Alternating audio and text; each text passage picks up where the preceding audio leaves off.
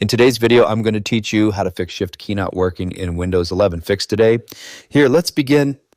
If your Shift key is not responding properly in Windows 11, you can troubleshoot the issue by checking accessibility settings and updating your keyboard drivers. Start by right-clicking the Start button and selecting Settings. In the Settings window, click Accessibility from the left sidebar. Scroll down and select Keyboard.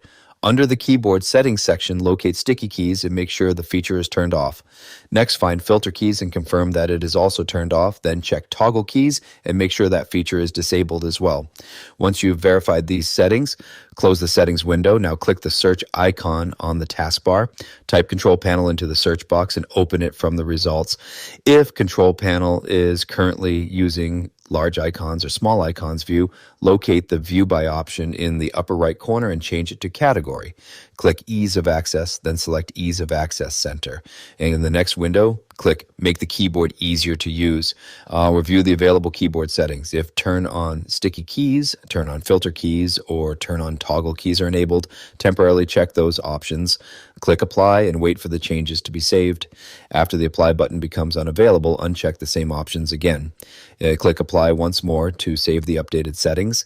This refreshes the accessibility keyboard settings before continuing. Close the Ease of Access Center window when you're finished. Next, right-click the Start button again and select Device Manager.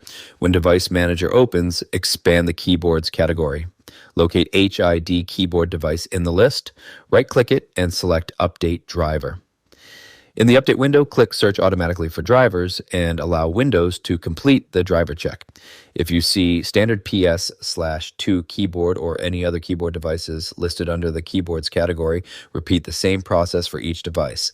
Right-click the keyboard device, select Update Driver, then choose Search Automatically for Drivers.